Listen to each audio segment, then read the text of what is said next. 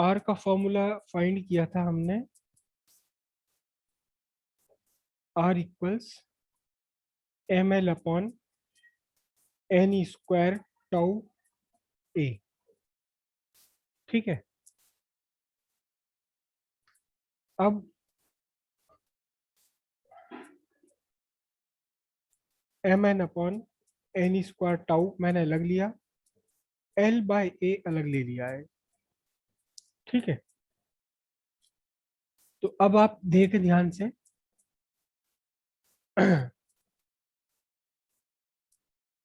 ये पूरा का पूरा आपका जो रेशियो बन रहा है, m upon n e square tau, ये कांस्टेंट है at given temperature for given material. Given material और गिवन टेम्परेचर के लिए ये पूरा का पूरा कांस्टेंट है। हमने डिस्कस कर लिया था कि मास ऑफ इलेक्ट्रॉन है, ये कांस्टेंट रहता है, n number of free electrons per unit volume, जब तक टेम्परेचर नहीं बदलेगा तब तक ये चेंज नहीं होगा। चार्ज ऑफ इलेक्ट्रॉन ये कांस्टेंट रहता है, और tau relaxation time, relaxation time का मतलब time, average time between two successive collision of electrons, ये भी टेम्परेचर डिपेंडेंट है। तो ये जब तक टेम्परेचर सेम आपने रखा हुआ है, कांस्टेंट रखा हुआ है, और मटेरियल सेम रखा हुआ है, मटेरियल पर डिपेंड करेगा एन और टाउ, दोनों ही डिपेंड करते हैं मटेरियल पर और टेम्परेचर पर। तो ये पूरा का पूरा कांस्टेंट है। अब इस कांस्टेंट को हम एक नए कांस्टेंट से सब्स्टिट्यूट कर देंगे, कितना, M upon N square tau is equals to rho, rho R H O rho, एक नया कांस्टेंट हमने बना लिया। ठीक है, और यहाँ जो रो है it is called resistivity. Resistivity है, और किस किस पर डिपेंड करता है, depend on nature of material and temperature of material. ये किसकी प्रॉपर्टी है, ये मटेरियल की प्रॉपर्टी है।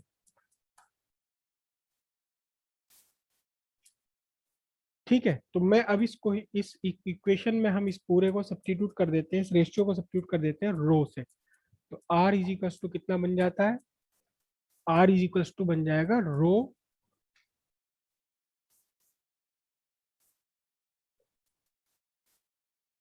Are is equals to rho L by ए।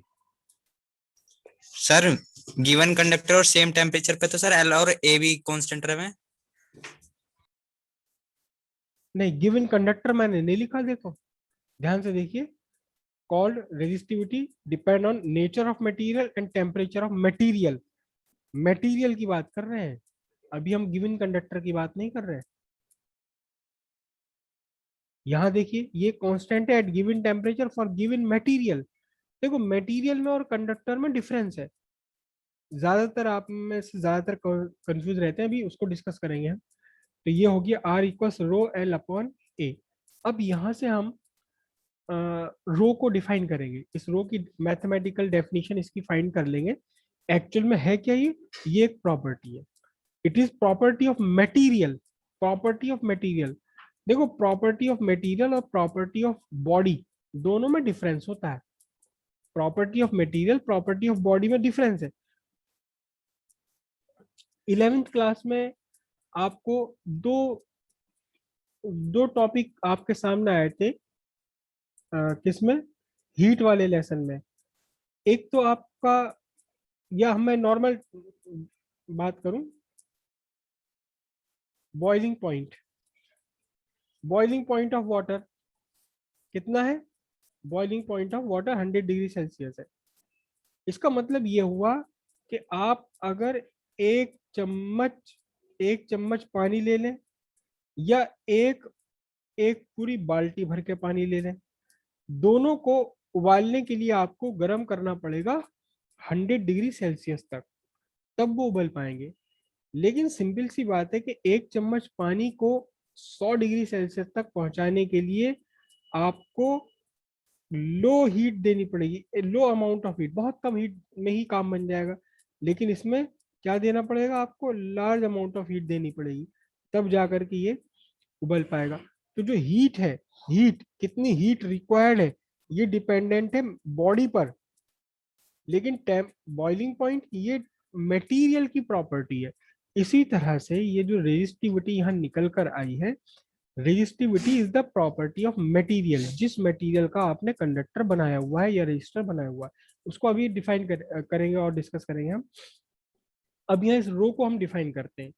तो रो इज इक्वल टू कितना बनेगा आपका, रो इज इक्वल टू बनेगा R A by L, R A by L.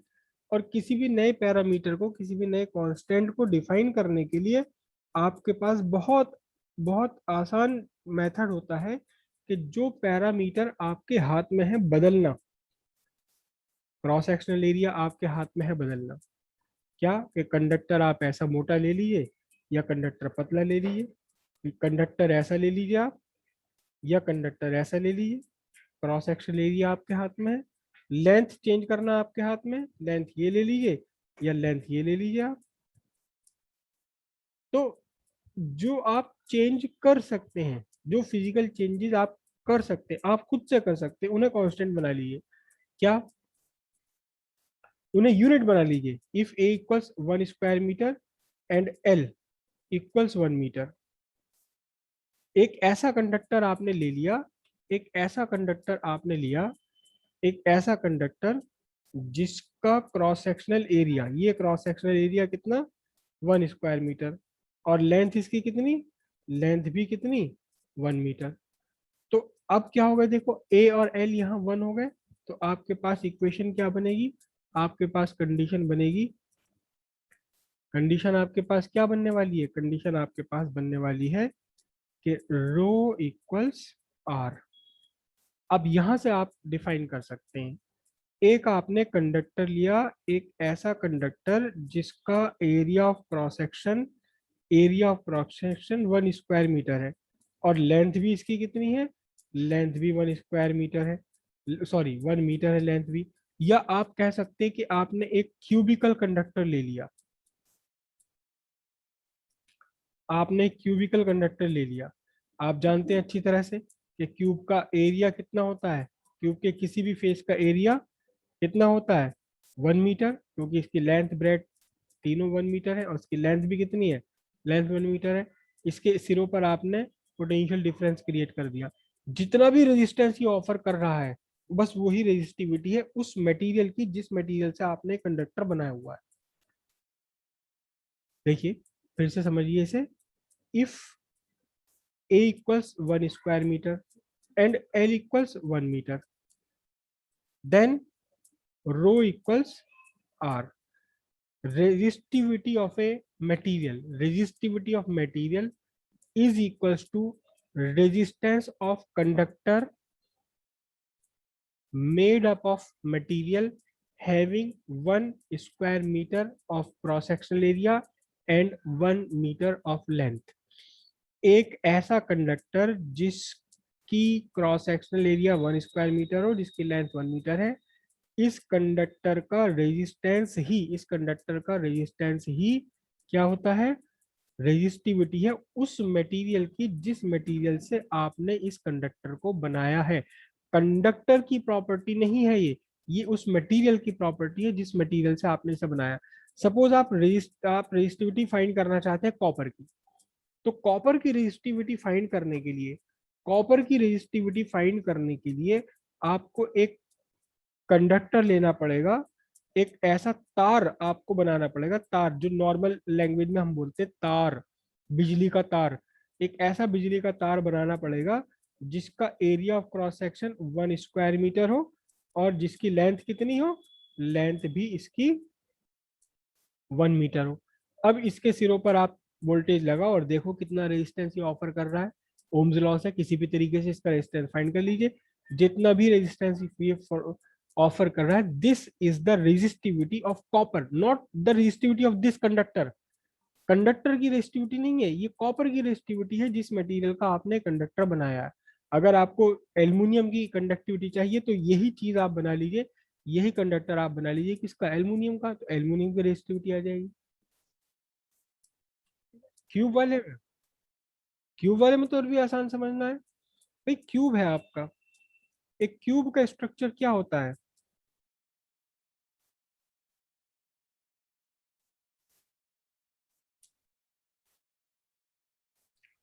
ये क्यूब है आपका। तो क्यूब के सारी की सारी साइड्स कितनी होती हैं, क्यूब की सारी साइड्स आपकी 1 मीटर 1 मीटर 1 मीटर होती हैं नहीं। तो इसके एक फेस का क्रॉस सेक्शनल एरिया कितना हो गया, इस फेस का एक फेस का क्रॉस सेक्शनल एरिया हो गया length into breadth 1 into 1, 1 square metre, और लेंथ इसकी कितनी होगी, ये तो एरिया ऑफ क्रॉस सेक्शन हो गया, ये लेंथ बन गई। अब क्या करो, अब इस क्यूब के दोनों सिरों पर एक पोटेंशियल डिफरेंस क्रिएट कर दो, इसको यहाँ सेल वेल से लगा दो, करंट वरंट मेजर करो जो जैसे भी करना आपको, और इसका रेजिस्टेंस फाइंड कर लीजिए। तो ये कैसा कंडक्टर है, ये क्यूब आपका कैसा कंडक्टर है, क्यूब वैसा कंडक्टर है जैसा जिसके लिए इसका area of cross section 1 square metre है और इसकी लेंथ कितनी है 1 मीटर है। तो जितना भी रेजिस्टेंस ये क्यूब ऑफर कर रहा है करंट के रास्ते में, बस वही कहलाई जाएगी रेजिस्टिविटी। लेकिन रेजिस्टिविटी क्यूब की रेजिस्टिविटी नहीं है, रेजिस्टिविटी है उस मटेरियल की जिस मटेरियल से आपने ये क्यूब बनाया है। अगर आपने कॉपर का बनाया है तो कॉपर की रेजिस्टिविटी फाइंड की, आपने एल्युमिनियम का बनाया है तो एल्युमिनियम की रेजिस्टिविटी फाइंड की आपने यहाँ से।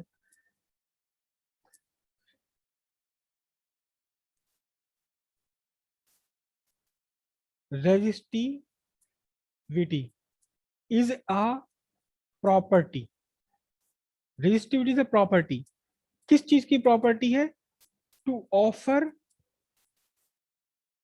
Electrical resistance in the path of, in the path of electric current, current के रास्ते में रेजिस्टेंस ऑफर करने की प्रॉपर्टी है resistivity. And it is given by the resistance of a conductor having 1 square meter of cross sectional area and length 1 meter। Resistivity तो property है, लेकिन इसकी न्यूमेरिकली इसे कैसे फाइंड करेंगे आप, it is equal to the resistance, it is equal to the resistance, resistivity is the property of material to offer resistance in the path of conductor electric current, it is equal to the resistance of a conductor having cross sectional area 1 square meter and length 1 meter made up of the material। ये भी हमें लिखना पड़ेगा, made up of the material, जिस material का बना हुआ उसकी रेजिस्टिविटी है, ये किसी और की रेजिस्टिविटी नहीं है। ये क्लियर हो इतनी बात ये। अब रेजिस्टिविटी से ही हम एक नया पैरामीटर और निकालेंगे। देखो रेजिस्टिविटी क्या है, रेजिस्टिविटी है रेजिस्टेंस ऑफर करने की प्रॉपर्टी, रास्ते में इलेक्ट्रिक करंट के रास्ते में रेजिस्टेंस ऑफर करने की प्रॉपर्टी। अब रेजिस्टिविटी का जो एक और क्वांटिटी हम बना लेते हैं अपनी इजीनेस के लिए, बिल्कुल रेजिस्टिविटी का रेसिप्रोकल है, बिल्कुल क्या, कंडक्टिविटी। कंडक्टिविटी क्या है, कंडक्टिविटी एक प्रॉपर्टी हो गई, property of material, property of material to allow electric current to pass through, अपने अंदर से इलेक्ट्रिक करंट पास कर देने की, आराम के साथ इलेक्ट्रिसिटी पास कर देने की प्रॉपर्टी हो गई कंडक्टिविटी। अब सिंपल सी बात है, ये प्लास्टिक है, इसकी इस प्लास्टिक में इलेक्ट्रिक करंट हम फ्लो नहीं करा सकते, तो मैं ये कहूंगा कि इसकी कंडक्टिविटी 0 है, कंडक्ट ही नहीं कर रहा।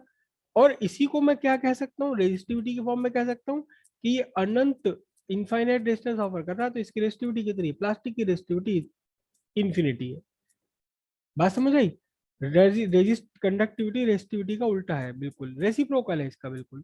तो रेजिस्टिविटी का सिंबल, रेजिस्टिविटी का सिंबल है इसका, रेजिस्टिविटी का सिंबल है sigma, sigma is equal to 1/ρ, 1/ρ। ठीक है, अब रो कितना था, रो आपने सब्स्टिट्यूट कर लिया था, कैसा सब्स्टिट्यूट कर लिया था, m upon N square tau. तो ये कंडक्टिविटी कितनी बन जाएगी, n square tau by m, ये आपकी क्या बन गई, ये कंडक्टिविटी बन गई। तो सिंपल सी बात है, जब रेजिस्टिविटी हाई है तो कंडक्टिविटी लो है, जब रेजिस्टिविटी लो है तो कंडक्टिविटी हाई हो जाएगी। जैसे कि आपके पास दो मटेरियल है, दो मटेरियल मैं कौन कौन से लूं, दो मटेरियल, एक एक मैं ले लूं एल, एक मैं ले लूं सिल्वर एजी, एजी सिल्वर ले लूं, और दूसरा मैं ले लूं आयरन या लेड पीबी। दोनों ही मेटल है, लेकिन फिर भी इनकी रेजिस्टिविटी कंडक्टिविटी में बहुत डिफरेंस है। इसके लिए जो रेजिस्टिविटी है, इसके लिए जो रेजिस्टिविटी है ये लो है, और रेजिस्टिविटी लेड के लिए हाई है, लेकिन कंडक्टिविटी, कंडक्टिविटी इसके लिए क्या है, हाई है, और इसके लिए क्या बन जाएगा, लेड के लिए लो बन जाएगी। रेजिस्टिविटी लो है तो कंडक्टिविटी हाई है, और अगर रेजिस्टिविटी हाई है तो कंडक्टिविटी क्या है, लो है। ठीक है, दोनों एक दूसरे के रेसिप्रोकल है। जो रो है इसका इसका यूनिट क्या बनेगी आपकी, रो की unit, rho, rho is equal to कितना निकाला था आपने, rho is equal to find किया था हमने कितना, R A upon L, R तो है ओम, ए कितना बना मीटर स्क्वायर अपॉन मीटर, तो क्या बन जाएगा, R rho is equal to rho, rho unit of rho, unit of rho कितनी होगी, ओम मीटर। इसका शॉर्ट फॉर्म में ऐसे लिखते हैं, रो की यूनिट ये, this is the symbol of ohm, और ये metre, ohm metre, this is the symbol of ohm. और कंडक्टिविटी की कितनी होगी, बिल्कुल इसकी रेसिप्रोकल कितनी, ओम इनवर्स मीटर इनवर्स, कितना, ओम इनवर्स मीटर इनवर्स। और इस ओम इनवर्स मीटर इनवर्स का एक नाम और है, वो है सीमेंस। इस छोड़ो, इसको रहने दो, बस यही ohm inverse metre inverse. Rho है ओम मीटर, और ये सिग्मा है ohm inverse metre inverse. Clear हुई बात। अच्छा, यहाँ हम थोड़ा सा एक दो क्वेश्चन और डिस्कस कर लेते हैं हैंड टू हैंड। कई बार एग्जामिनर आते हैं, जो बोर्ड का एग्जाम लेने के लिए आते हैं, तो वाइवा में अक्सर क्वेश्चन पूछ लेते हैं। क्या पूछ लेते हैं, वो क्वेश्चन मैं आपसे पूछ रहा हूँ, और ये क्वेश्चन बोर्ड में भी कई बार आ चुका है, एक नंबर में, एक नंबर में आ चुका है। एक आपके पास वायर है, ये, इसका क्रॉस सेक्शनल एरिया ए है, और लेंथ इसकी एल है। क्रॉस सेक्शनल एरिया ए है, लेंथ इसकी एल है। ठीक है, किसी तरह से आपने इसे खींच कर 3 गुना कर दिया, लेंथ कितनी कर दी, 3L कर दिया आपने, एरिया कुछ और हो जाएगा, होने तो जो भी हो जाए बहरहाल। तो अब सवाल ये है कि रेजिस्टिविटी में कितना चेंज आ जाएगा। Just raise your hand, don't answer it, don't answer it, just raise your hand. Rho find, rho find करने के लिए, रो फाइंड करने के लिए, ये रेजिस्टिविटी फाइंड करने के लिए आपने जो कंडक्टर बनाना है वो 1 स्क्वायर मीटर का ही बनाना है, जिसका cross section area 1 square metre है, लेंथ 1 मीटर, मतलब 1 स्क्वायर मीटर ही चाहिए area of cross section, 1 metre ही चाहिए लेंथ, इसके अलावा और कुछ भी नहीं। तो जब आप 1 मीटर, 1 स्क्वायर मीटर की एरिया और 1 मीटर की लेंथ रखेंगे, तो कॉपर का कंडक्टर आप 50 बार बना लो, 50 बना लो ऐसे, हर बार वो सेम रेजिस्टेंस ऑफर करेगा। तो इसलिए ये मटेरियल की प्रॉपर्टी है, यहाँ लंबाई 3 गुनी कर देने से, 4 गुनी कर देने से, या आधी कर देने से इसके रेजिस्टिविटी पर कोई डिफरेंस नहीं आएगा, रेजिस्टिविटी पर कोई डिफरेंस नहीं आएगा। अब सवाल ये होता है कि रेजिस्टेंस पर क्या डिफरेंस आएगा, रेजिस्टेंस पर क्या डिफरेंस आएगा ये बता दीजिए। अब बस हाथ उठाइए अगर किसी को आइडिया हो तो। सही है, तो रेजिस्टेंस में क्या चेंज आएगा, रेजिस्टेंस में क्या चेंज आएगा, इसे हम फाइंड करते हैं। ठीक है, इसे हम कैसे फाइंड करेंगे, न्यूमेरिकली इसे फाइंड करके आपको दिखा देता हूँ। ये एरिया ऑफ क्रॉस सेक्शन है ए, और ये बाद में area of cross section A हो गया। तो सिंपल सी बात है, वॉल्यूम दोनों का सेम रहना है। अगर आपने लेंथ बढ़ाई तो एरिया ऑफ क्रॉस सेक्शन कम हो जाएगा। तो वॉल्यूम, इनिशियल वॉल्यूम कितना है, ए इंटू एल, फाइनल वॉल्यूम कितना, ए इंटू 3L। तो final area of cross section कितना हो गया, A/3। कितना हो गया, एल से एल कट गया, ए बाई 3। अब पहला रेजिस्टेंस कितना था, पहला रेजिस्टेंस था रो एल बाई ए। दूसरा रेजिस्टेंस कितना हो गया, रो, रो तो वही का वही रहेगा क्योंकि हम मटेरियल नहीं बदल रहे हैं, मटेरियल सेम है। तो रो कितना बन जाएगा, 3L अपॉन स्मॉल ए, यानी रो 3L और स्मॉल ए कितना है, पहले वाले से ए बाई 3 है। तो आर डैश कितना बन गया, आर डैश बन गया 9 रो एल बाई ए। और रो एल बाई ए क्या चीज है, रो एल बाई ए आपका पहले वाला रेजिस्टेंस है।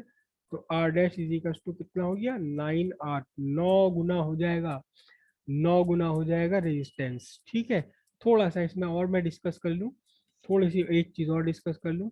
ये भी क्वेश्चन एग्जाम में आ चुका है।